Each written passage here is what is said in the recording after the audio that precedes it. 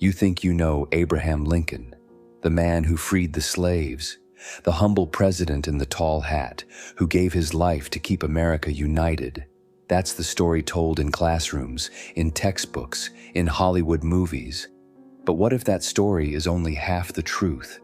What if behind the smiling portraits and famous speeches lies a far darker reality?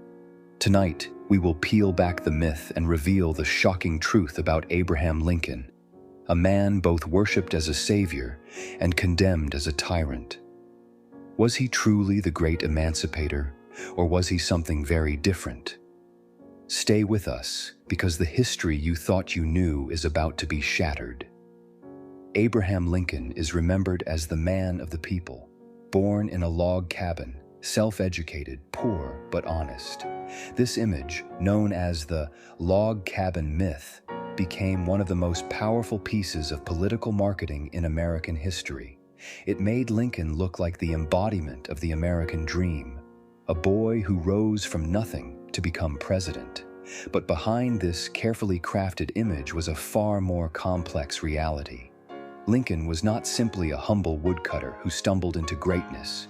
He was fiercely ambitious, often ruthless, and obsessed with power and recognition. He suffered from deep depression, known at the time as melancholy, and those who knew him described a man of constant inner torment. Yet Lincoln had something that set him apart, a gift for persuasion. His speeches could move crowds to tears, while his piercing gaze could disarm even his political enemies. His contemporaries said, when Lincoln smiled, you believed him, even if you knew it was a lie. So the question is, was Lincoln truly the honest, humble man of legend? Or was he already building the myth of Honest Abe while hiding his true nature? In 1860, Abraham Lincoln was elected president, and the country teetered on the edge of collapse. Southern states, fearing the end of slavery, saw his victory as an existential threat. Within months, the first states seceded, forming the Confederate States of America. But here is a crucial fact most textbooks ignore. Lincoln did not initially intend to abolish slavery. His priority was preserving the Union at any cost. In private letters, he admitted, "If I can save the Union without freeing any slave, I will do it." Yet his election alone set the stage for the bloodiest conflict in American history. Lincoln's rhetoric, his firm stance against secession, and his refusal to compromise pushed the South toward war. The man celebrated as a unifier had inadvertently become the spark of division. As the Civil War erupted, Lincoln faced an impossible choice. Could he preserve the Union without causing unimaginable bloodshed? Could he lead a nation divided by centuries of racial hatred and economic dependence on slavery? At first, Lincoln's approach was cautious. He avoided making slavery the central issue, hoping the Confederacy would return peacefully. But as the war dragged on, it became clear that a symbolic gesture was needed. The Emancipation Proclamation of 1863 was exactly that, a political tool as much as a moral statement. It freed slaves only in Confederate-controlled areas, leaving slavery untouched in border states loyal to the Union. The proclamation served multiple purposes. It weakened the Confederacy, inspired enslaved people to flee and join the Union cause, and sent a message to Europe that the North fought for a moral cause. Lincoln transformed abolition into a weapon, blending ethics and strategy in a way few could imagine. While many remember Lincoln as the champion of freedom, few speak of his unprecedented use of power. During the war, he suspended habeas corpus, the right of citizens to a court trial, allowing thousands to be imprisoned without due process. Journalists critical of his policies were silenced, newspapers shut down, and political opponents jailed. He created military tribunals to replace civilian courts, bypassing the normal legal system.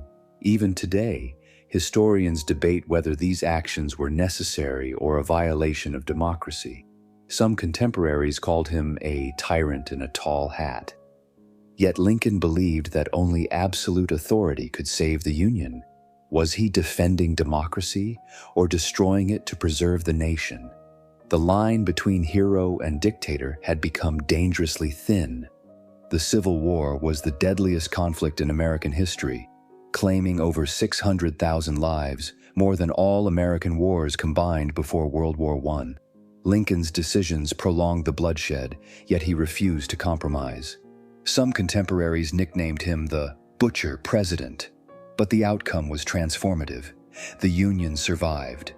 The United States emerged as a centralized, powerful nation.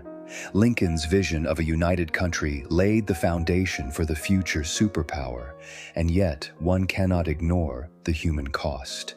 Was Lincoln a savior or a man willing to sacrifice hundreds of thousands to achieve his goals? The answer may be both. On April 14, 1865, Abraham Lincoln was shot by John Wilkes Booth at Ford's Theater. The official story paints Booth as a lone fanatic seeking revenge for the South, but evidence suggests a larger conspiracy, aiming to eliminate multiple leaders of the Union government. Lincoln's death turned him instantly into a martyr. Criticism of his actions faded, replaced by adoration and myth-making. His complex legacy was simplified into a story of heroism and moral purity, erasing the controversies and contradictions of his life. Was his assassination the end of a tragic hero or the silencing of a deeply divisive figure? The truth remains elusive. Abraham Lincoln remains one of the most complex figures in American history. He saved the Union, ended slavery in much of the country, and inspired generations. Yet he also wielded power in ways that challenged democracy, prolonged a war that cost hundreds of thousands of lives, and carefully curated a public image that concealed his true nature. So who was Abraham Lincoln, the Great Emancipator or the Great Manipulator?